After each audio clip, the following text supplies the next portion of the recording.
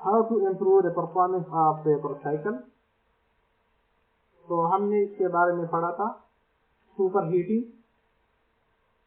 फिर हमने कहा था super critical heating and reheating, regeneration and cogeneration हम इस लेक्चर में कवर करेंगे। रीजेनरेशन भी वेपर पावर प्लांट की परफॉर्मेंस को इम्प्रूव करता है और वो इस तरह इंक्रीज करता है कि एवरेज हीट एडिशन टेम्परेचर को इंक्रीज करता है और इसके इंक्रीज करने से एफिशिएंसी इंक्रीज हो जाती है। आइडियल रैंकिन साइकिल के केस में हमने पढ़ा था कि आइडियल रैंकिन साइकिल की efficiency in term of temperature बराबर है 1 - T out divide by T average n। तो T out टेम्परेचर है कंडेंसर का और T n एवरेज इसके बारे में आते हैं। आइडियल रैंकिन साइकिल के ये एरिया रेगुलर नहीं होता, तो इसको हमने एक रेक्टेंगल से अप्रोक्सीमेट किया था, ठीक है, और ये रेगुलर बन गया था। अब इस रेक्टेंगल का ये लेंथ बराबर है T एवरेज n के। वो T एवरेज n क्या है?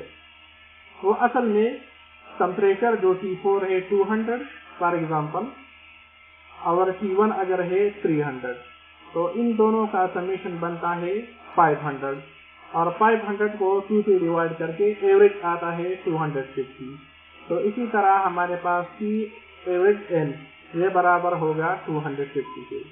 तो असल में ये रेक्टेंगल का ये साइड बराबर होता है 4 यानी कंडेंसर के टेम्परेचर और बॉयलर के टेम्परेचर का एवरेज होता है। तो ये एवरेज जितना ज्यादा होगा हमारे पास इतनी एफिशिएंसी ज्यादा होगी। तो अब ये हमें पता चला कि ये एवरेज है। अच्छा, फिर भी किसी को डिटेल में पता नहीं है तो डिस्क्रिप्शन में मैंने लिंक दिया है और इसमें ये पूरी डिटेल के साथ मैंने एक्सप्लेन भी किया है। तो इस आइडियल रैंकिन साइकिल की एफिशिएंसी में Tn एवरेज ये एवरेज होता है कंडेंसर के टेम्परेचर का और बॉयलर के टेम्परेचर का। तो रीजेनरेशन का मतलब यही है कि इसकी एवरेज n को हम इंक्रीज करें, इसके इंक्रीज करने से एफिशिएंसी बढ़ जाती है। तो रीजेनरेशन का मतलब है कि हम एवरेज हीट एडिशन टेम्परेचर को इंक्रीज करें, यानी T एवरेज n को हम इंक्रीज करें ताकि एफिशिएंसी इंक्रीज हो जाए। अब रीजेनरेशन के 2 टाइप्स है, वन है ओपन फीड वाटर सिस्टम और दूसरा है क्लोज फीड वाटर सिस्टम। और हर एक का मकसद यही है, लेकिन उसका वर्किंग प्रिंसिपल स्कीमेटिक डायग्राम थोड़ा मुख्तलिफ है।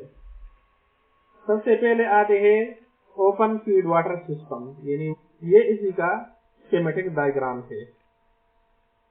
अब इस स्कीमेटिक डायग्राम में आपको एक चेंजेस ये नजर आती है कि टरबाइन 2 हिस्सों में तकसीम हुआ है। दूसरा ये है कि एक ओपन फीड वाटर हीटर भी लगा हुआ है और तीसरा चेंज ये है कि एक पंप की बजाय अब 2 पंप है। साथ साथ PS डायग्राम में पहले होता था 1, 3, 4, इसी तरह 5 और डायरेक्ट दोबारा 1 स्टार्ट होता था, लेकिन यहाँ एक और प्रेशर लाइन दिया गया है 2, 6, ठीक है, और साथ साथ 7 का भी आ गया।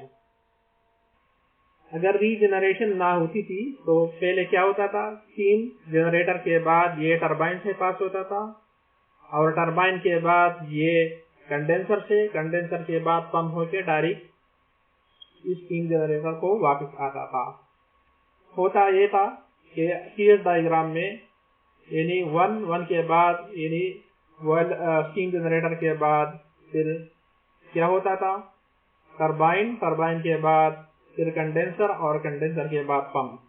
तो फिर इसी स्टेट नंबर 5 से हम इसको हीट करते थे 1 तक लेके जाते थे, ठीक है।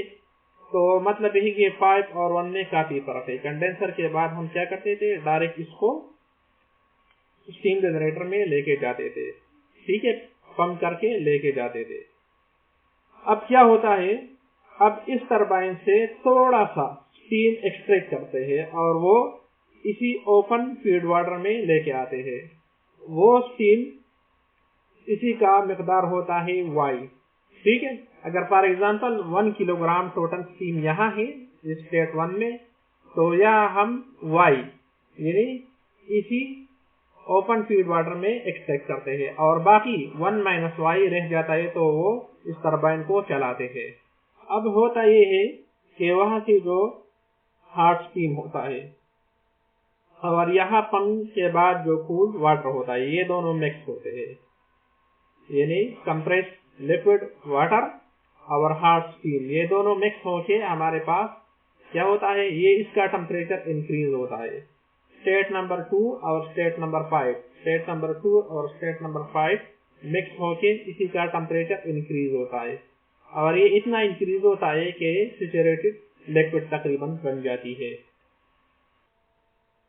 अब इसके बाद इसको पंप करके हम स्टीम जनरेटर में इसको दोबारा हीट देंगे। लेकिन अब ये पैदा हो गया कि पहले हम स्टेट नंबर 5 यहाँ से इसको हीट देते थे, फिर इसको गर्म करते स्टेट नंबर 1 की, यानी टेम्परेचर डिफरेंस ज्यादा है। अब ओपन फीड वाटर का ये पैदा हो गया कि अब हम यहाँ से हीट नहीं देंगे, हम स्टेट नंबर 6 से हीट देंगे ताकि इसको गर्म करे स्टेट नंबर 1 की। अब ये टेम्परेचर डिफरेंस कम हो गया, इसमें ये पैदा हो गया कि हम कम फ्यूल जाया करेंगे।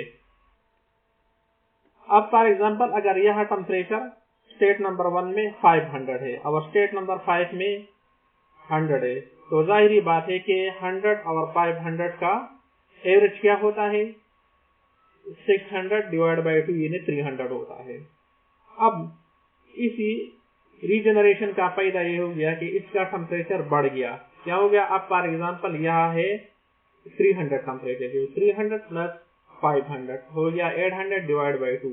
अब एवरेज टेम्परेचर हो गया 800 डिवाइड बाई 2 यानी 400। तो एवरेज टेम्परेचर बढ़ गया हमारे पास। एवरेज टेम्परेचर बढ़ने से इफिशिएंसी ज्यादा हो जाती है। और दूसरा फायदा इसका ये होता है कि स्टीम जनरेटर में हम कम फ्यूल प्रोवाइड करेंगे। जाहिर बात है कि अगर हम इसको 100 से गर्म करते हैं 500 तक ले जाते हैं तो ज्यादा फ्यूल कंज्यूम होगा, बनिस्बत ये कि हम 300 से इसको गर्म करके 500 तक ले जाए तो हमारा फ्यूल कम कंज्यूम होगा। अब फॉर एग्जांपल अगर हम कंसीडर करते हैं कि यहाँ 1 किलोग्राम मास आ रहा है, तो यहाँ कितना जा रहा है, वाई मास एक्सट्रैक्ट होता है या ब्लेड होता है ओपन फीड वाटर हीटर में। और जो दूसरे टरबाइन को यानी 2 और 3 के दरमियान जो टरबाइन इसको चलाते हैं, तो ये 1 माइनस वाई मास होता है।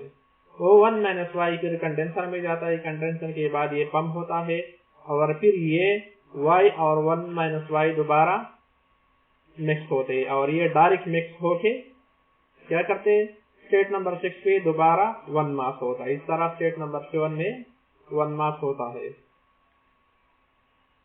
अब हमें पता है कि यह मास है m1 और वो m1 बराबर है जो स्टेट नंबर 2 को मास जा रहा है m2 और स्टेट नंबर 3 को मास जा रहा है m3।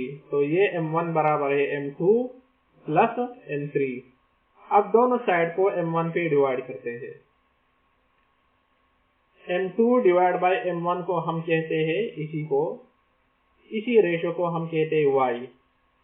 तो ये y के बराबर हो गया। अब इस y को हम दूसरे साइड पे लेके जाते हैं तो m3 डिवाइड बाय m1, तो ये 1 माइनस y के बराबर हो गया। अब इस y को हम किस तरह फाइंड करेंगे, तो इसके लिए हम क्या करेंगे, इसी ओपन फीड वाटर हीटर में मास बैलेंस और एनर्जी बैलेंस इक्वेशन अप्लाई करेंगे। अब इस ओपन फीड वाटर हीटर में हमारे पास एनर्जी प्रोडक्शन 0 है, ठीक है।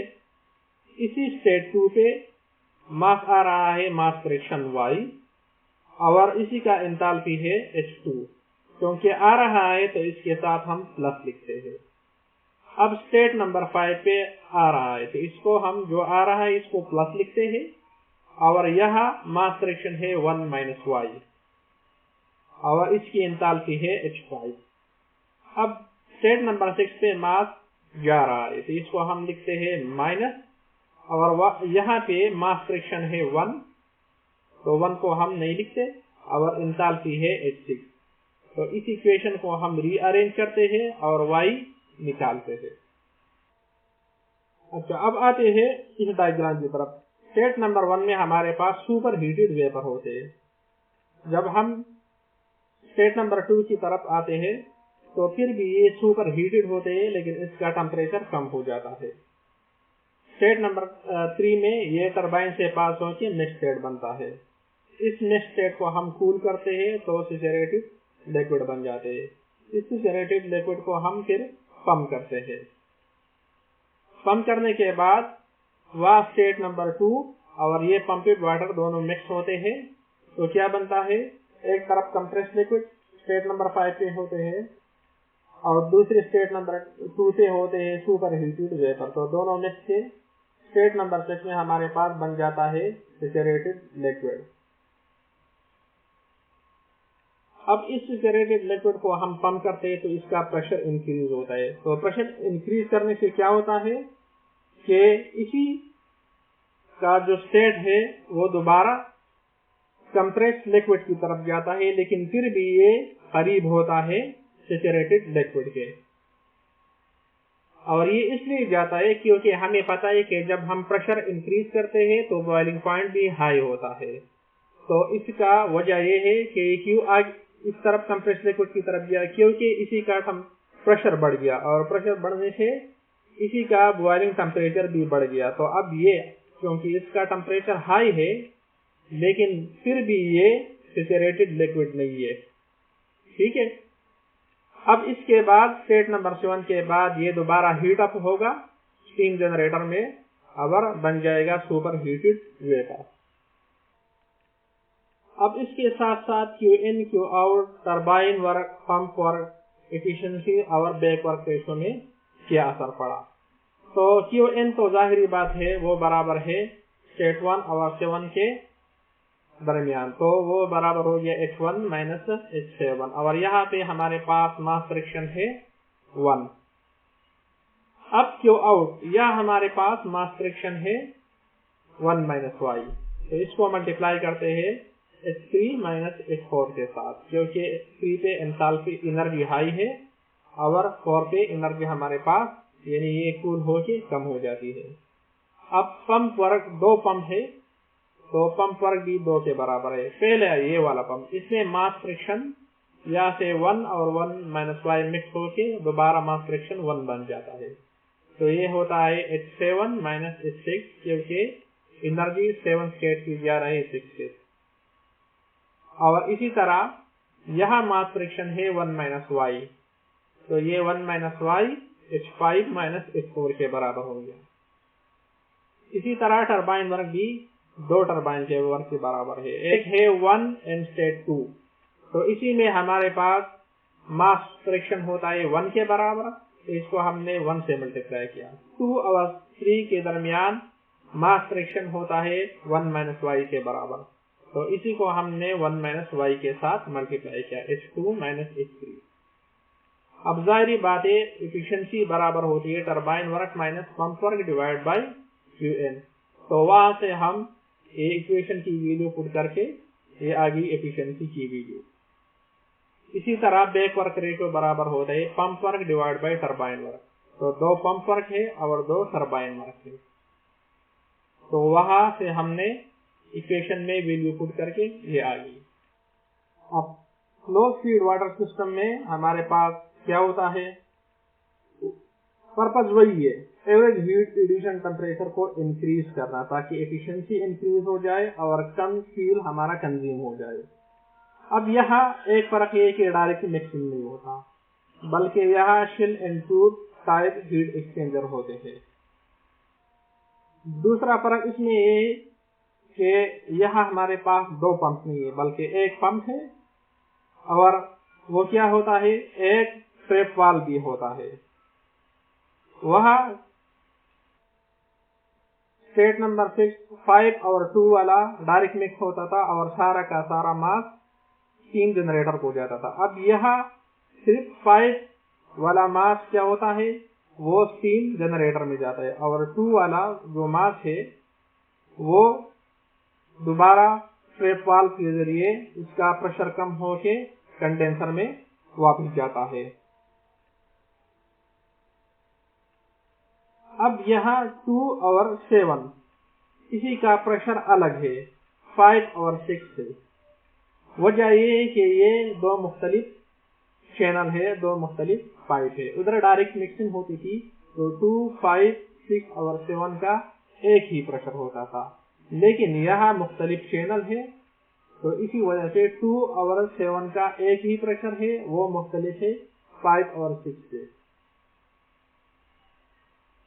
क्योंकि 2 डायरेक्ट टरबाइन के बाद आता है तो इसी का प्रेशर ज्यादा होगा 5 और 6 से।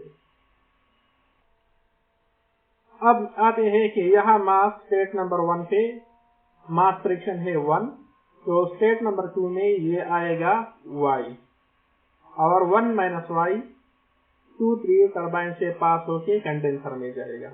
ठीक है। अब यहाँ 2 वाला मास ये हीट एक्सचेंजर से ये पास होके 7 की तरफ आएगा और इसी का प्रेशर बहुत हाई होता है, क्योंकि 7 के बाद ये कंडेंसर में जाता है तो हाई प्रेशर की वजह से इस कंडेंसर को नुकसान पहुंच सकता है। तो हम ट्रैप वाल्व लगाते हैं ताकि इसी का प्रेशर कम होके ये दोबारा मिक्स हो जाए कंडेंसर के साथ। कंडेंसर से मिक्स होके वहां ऊपर स्टेट नंबर 3 पे मास आ रहा है 1 माइनस y और यहाँ y, तो दोबारा स्टेट नंबर 4 पे हमारे पास मास है 1, स्टेट नंबर 5 में भी मास है 1 और इसी तरह स्टेट नंबर 6 में भी वही मास जा रही है तो ये है 1। तो सिर्फ स्टेट नंबर 2 में हमारे पास मास है y, स्टेट नंबर 7 में भी मास है y, स्टेट नंबर 8 में भी है मास y, स्टेट नंबर 3 में मास है 1 माइनस y, बाकी सारे में मास फ्रिक्शन है 1। अब इस क्लोज फीड वाटर का ये फायदा हो गया कि हमने एक ही पंप लगा दिया। अब 2 पंप नहीं है बल्कि सिर्फ एक ही पंप है। आपने इस बात का ख्याल रखना है कि 2 और 7 का प्रेशर एक ही होता है और वो मुख्तलिफ होता है 5 और 6 से। वजह ये कि ये दोनों डायरेक्ट मिक्स नहीं होते बल्कि हीट एक्सचेंजर होता है और ये 2, 7 अलग चैनल है, 5 और 6 ये अलग चैनल। अब 7 में टेम्परेचर बहुत ज्यादा हाई होता है तो उसको हम कम करते हैं ट्रैप वाल्व के जरिए और वो फिर कंडेंसर में घुस जाता है। अब आते हैं पीएस डायग्राम की तरफ। स्टेट नंबर 1 में हमारे पास सुपर हीटेड वेपर होते हैं। जब हम इसको एक्सट्रैक्ट करते हैं तो इसी का टेम्परेचर कम होता है, लेकिन फिर भी ये सुपर हीटेड वेपर होता है। स्टेट नंबर 3 में ये टरबाइन को चला के ये मिक्स स्टेट में आते हैं। अब स्टेट नंबर 4 में ये सैचुरेटेड लिक्विड होते हैं। स्टेट नंबर 5 में ये कंप्रेस्ड लिक्विड होते हैं।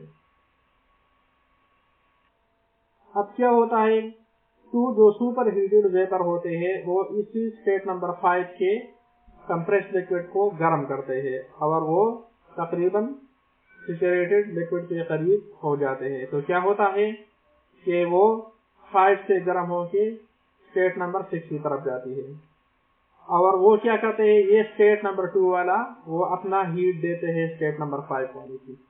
तो स्टेट नंबर 2 का हीट जब ये पहुंच जाता है स्टेट नंबर 5 को तो इससे स्टेट नंबर 6 आता है और स्टेट नंबर 2 वो कूल होके स्टेट नंबर 7 की तरफ जाता है। तो स्टेट नंबर 7 में फिर भी टेम्परेचर ज्यादा होता है स्टेट नंबर 6 से। अगर कि स्टेट नंबर 2 का टेम्परेचर बहुत ज्यादा हाई था लेकिन उसने सारा का सारा हीट नहीं दिया, फिर भी इसका स्टेट नंबर 7 में जो टेम्परेचर है वो हाई होता है स्टेट नंबर 6 से। ठीक है, स्टेट नंबर 2 ने हीट दिया स्टेट नंबर 5 को, लेकिन वो अब भी जब स्टेट नंबर 7 बन गया तो फिर भी स्टेट नंबर 6 से इसी का टेम्परेचर हाई है।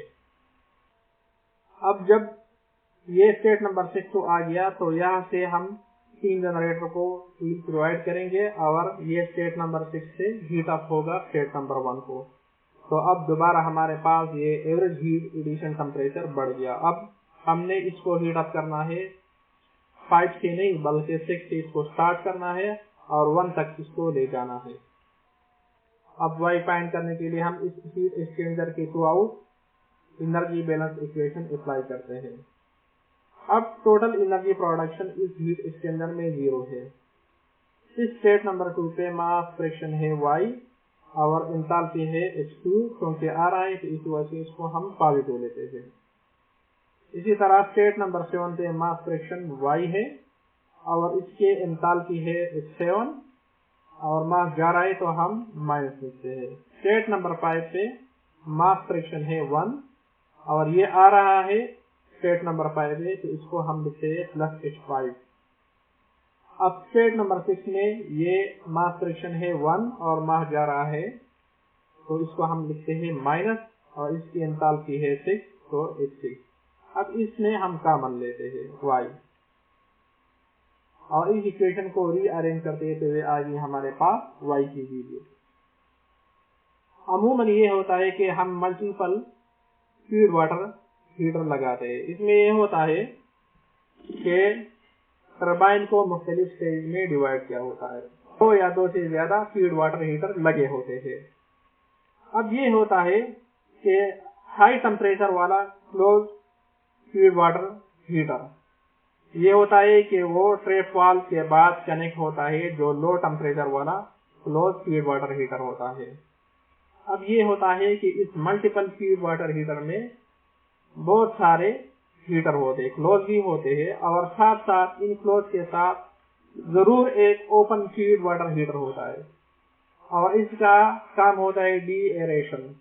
तो डी एरेशन में ये होता है कि ये ओपन हीटर है तो क्लोज वाटर में जो गैसेस होती है वो यहाँ रिलीज हो जाते हैं इस ओपन हीटर में। इसका एक फायदा ये होता है कि वाटर वो फेवर बन जाती है और दूसरा फायदा ये है कि कोरोजन भी इसके साथ कम हो जाती है। तो वर्क इन प्रिंसिपल इस मल्टीपल फीड वाटर का वही है जो हमें मिलता है ओपन फीड वाटर और क्लोज फीड वाटर। जैसा कि ओपन फीड वाटर के बाद हमने पंप लगाया तो यहाँ भी हमने पंप लगाया और क्लोज वाटर के पीछे हमने ट्रैप वाल्व लगाया तो यहाँ भी हम ट्रैप वाल्व लगाते हैं। अब आते हैं बाइनरी साइकिल की तरफ। बाइनरी साइकिल में हमारे पास 2 वर्किंग साइकिल होते हैं। पहले को हम कहते हैं टॉपिंग साइकिल और दूसरे को हम कहते हैं बॉटमिंग साइकिल। जो पहले वाले साइकिल यानी टॉपिंग साइकिल का जो कंडेंसर होता है वो दूसरे बॉटमिंग साइकिल का अब बॉयलर काम करता है। अब इस दोनों साइकिल में 2 मुख्तलिफ वर्किंग फ्लूइड होते हैं। टॉपिंग साइकिल में वो फ्लूइड होता है जिसका टेम्परेचर यानी बॉइलिंग पॉइंट बहुत हाई होता है और बॉटमिंग साइकिल में वो फ्लूइड होता है जिसका बॉइलिंग पॉइंट बहुत कम होता है।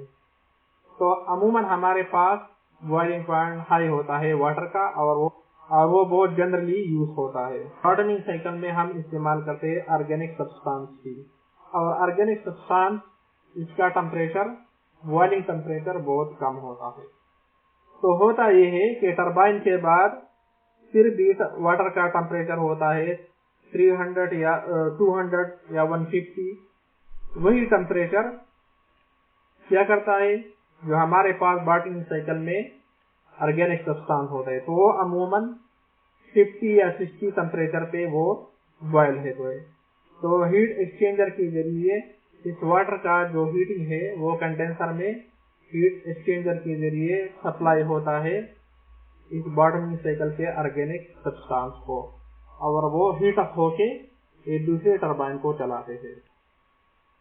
तो अब हमारे पास इसमें 2 टरबाइन है, हमें 2 वर्क आउटपुट मिलते हैं, 2 पंप है और एक हीटिंग सोर्स है और जो हमारे पास ये हीट एन है। ठीक है, ये हीट एन नहीं है, असल में हीट एन क्या है 4 और 1 के दरमियान और जो हमारा हीट आउट है वो है सिर्फ और सिर्फ बी और सी के दरम्यान, क्योंकि यहाँ जो हीट है ना वो हम क्यू इन लेते हैं और ना वो क्यू आउट लेते हैं। क्यू इन हमारे पास 1 और 4 के दरमियान है और क्यू आउट हमारे पास बी और सी के दरमियान है। इस डायग्राम की तरफ आते हैं। यहाँ पहला जो डोम शेप है वो लिक्विड वाटर का है, ठीक है। तो वाटर के लिए हम टॉपिंग साइकिल वाला यूज करते हैं। और जो दूसरा डोम डायग्राम है नीचे वाला बॉटम साइकिल वाला, तो ये डोम डायग्राम है ऑर्गेनिक सब्सटेंस का, इसी का अपना अलग ही साइकिल है। तो यह जो शेप ड्रा किया है वो जस्ट आइडियल रैंकिन साइकिल वाला साइकिल का शेप है। इसी तरह इसमें भी यही है, लेकिन फर्क ये है कि स्टेट नंबर ए में हमारे पास क्या होता है, इसी टेम्परेचर पे सुपर हीटेड वेपर बन जाती है ऑर्गेनिक सब्सटेंस की, बाकी स्टेट वही है।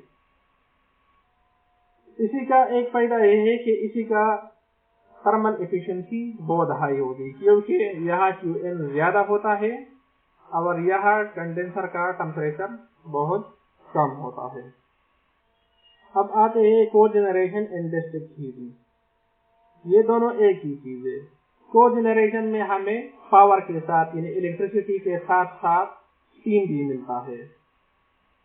तो यह हमारा मकसद सिर्फ बिजली पैदा करना या पावर पैदा करना नहीं है, बल्कि साथ साथ स्टीम भी हासिल करना है।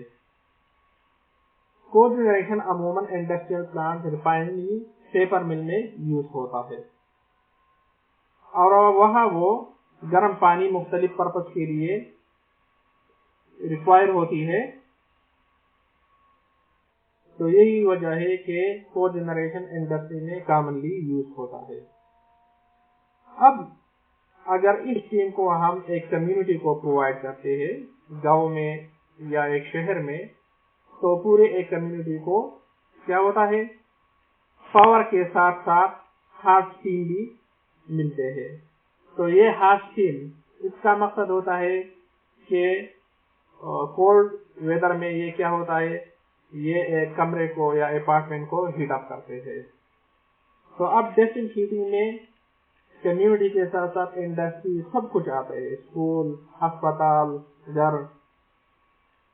तो वह बिजली के साथ यानी पावर के साथ साथ कम्युनिटी को स्टीम भी मिल जाते हैं। तो कोजेनरेशन एंड डिस्ट्रिक्ट हीटिंग एक ही चीज है, बल्कि कोजेनरेशन में सिर्फ एक इंडस्ट्री को फायदा होता है और डिस्ट्रिक्ट हीटिंग में पूरे एक कम्युनिटी को फायदा होता है। अब डिस्ट्रिक्ट हीटिंग के एक टाइप है बैक प्रेशर प्लांट। तो ये बिल्कुल आइडियल रैंकिन साइकिल की तरह है, लेकिन यहाँ कम्युनिटी की तरफ से ठंडा पानी आती है और इस ठंडा पानी को हम हीट एक्सचेंजर के जरिए गर्म करते हैं और दोबारा स्टीम के हालत में प्रोवाइड करते हैं इस कम्युनिटी को। तो ये हमारे पास होता है बैक प्रेशर प्लांट। अगर हम इसको हटा दें, इस पोर्शन को, तो ये रह जाता है आइडियल रैंकिन साइकिल, ठीक है। और ये पानी इतना ही गर्म होता है, डिपेंड करता है कि इसी कंडेंसर का प्रेशर और टेम्परेचर कितना है, इसके मुताबिक ये स्टीम बन जाती है। ये हमारे कंट्रोल में नहीं होता, ठीक है। अब इसके बाद है एक्सट्रैक्शन प्लांट। तो एक्सट्रैक्शन प्लांट ये होता है कि टरबाइन से हम डायरेक्ट वेपर को एक्सट्रैक्ट करते हैं। अब ये इस तरह है जिस तरह रीजनरेशन का। तो अगर हमें कम टेम्परेचर पे ये स्टीम चाहिए तो इसको हम आखिर से लेंगे। अगर हमें हाई टेम्परेचर पे स्टीम चाहिए तो बिल्कुल इस स्टार्ट से, इस टरबाइन की स्टार्ट से हम स्टीम लेंगे। और वो स्टीम क्या होता है, तो इस स्टीम को हम इस हीट एक्सचेंजर के जरिए जो कम्युनिटी से ठंडा पानी आती है इसको गर्म करते हैं और दोबारा इस कम्युनिटी को प्रोवाइड करते हैं। तो इसमें ये होता है कि जितने टेम्परेचर या प्रेशर पे हमें स्टीम चाहिए वो हम ले सकते हैं, ये हमारे कंट्रोल में होता है। साइकिल में हम अमूमन वेपर पावर प्लांट में हम अमूमन वर्किंग फ्लूइड वाटर यूज करते हैं। इसका फायदा ये कि ये नॉन टॉक्सिक है और बहुत ही कम कॉस्ट पे हमें अवेलेबल है। इसके अलावा इसकी एंथैल्पी भी हाई है। साथ साथ रीहीटिंग, सुपर हीटिंग, रीजनरेशन से इसकी एफिशिएंसी बढ़ जाती है। लेकिन मसला ये है कि इसी का क्रिटिकल प्रेशर बहुत हाई होता है। वो 22.1 मेगापास्कल है और ये हम 30 मेगापास्कल तक बढ़ा सकते हैं। लेकिन अभी हमारे पास जो बॉयलर है वो इतना ज्यादा प्रेशर को बर्दाश्त नहीं कर सकती। तो यही वजह है कि हम इस केस में ज्यादा टेम्परेचर, ज्यादा प्रेशर प्रोवाइड नहीं कर सकते। और ये एक बहुत बड़ा मसला है कि वर्किंग फ्लूइड जब वाटर होती है तो इसी साइकिल का, इसी पावर प्लांट का एफिशिएंसी बहुत कम होता है। लेकिन फिर भी ये बहुत अच्छा ऑप्शन है हमारे पास। दूसरा है ऑर्गेनिक सब्सटेंस। मुख्तलिफ किस्म के हाइड्रोकार्बन यूज होते हैं और इसी का बॉइलिंग टेम्परेचर बहुत ही कम होता है। तो इसी वजह से इसकी एफिशिएंसी बहुत ज्यादा होती है। लेकिन उसका नुकसान ये है कि एक तो कास्ट का एक इशू है, दूसरा इशू कि वो कोरोजन वगैरह भी कास्ट कर सकता है और ये एक पावर प्लांट के कंपोनेंट के लिए अच्छा नहीं है। तो सबसे बड़ा नुकसान इस पावर प्लांट का है वो कार्बन डाइऑक्साइड है। और ये कार्बन डाइऑक्साइड हमारे एनवायरनमेंट के लिए बहुत नुकसानदेह है। तो क्या करते हैं हम, इस कार्बन डाइऑक्साइड को कंट्रोल करते हैं। इसके कंट्रोल करने के बहुत सारे ऑप्शन है। पहले ऑप्शन ये है कि इसी को हम स्टोर करते हैं।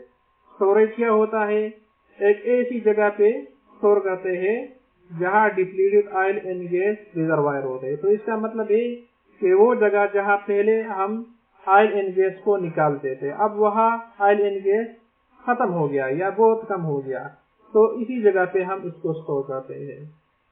या इसी को एक इस जगह पे स्टोर करते हैं जहां हम कोयला को निकालते थे, या इसी को एक समंदर के तह में इसको स्टोर करते हैं। तो क्या होता है, बैक्टीरियल रिएक्शन की वजह से वो कार्बन डाइऑक्साइड दोबारा फ्यूल एनर्जी में कन्वर्ट होता है और ये हमारे पास एक बहुत अच्छा ऑप्शन है। लेकिन फिर भी ये इतना आसान नहीं है कार्बन डाइऑक्साइड को स्टोर करना। फॉर एग्जांपल अगर इसको हम समंदर के तह में स्टोर करते हैं तो लीकेज भी हो सकता है और वो क्या होता है, इसी समंदर को पोल्यूट भी कर सकता है। तो ये हो गया कार्बन डाइऑक्साइड। इसका क्या नुकसान है, इसको हम कैसे कंट्रोल कर सकते हैं, और अगर कंट्रोल करते हैं तो हमारे लिए चैलेंजेस क्या है। तो कार्बन डाइऑक्साइड को हम कंट्रोल कर सकते हैं कि इसको स्टोर करें। अलबत्ता इसका फायदा ये है कि वो दोबारा फ्यूल में कन्वर्ट हो सकता है, लेकिन फिर भी ये एक बड़ा चैलेंज है कि इसको कंट्रोल करना इतना आसान नहीं है और वो दोबारा इसी एनवायरनमेंट को पोल्यूट कर सकता है। This was the end of lecture and thank you very much.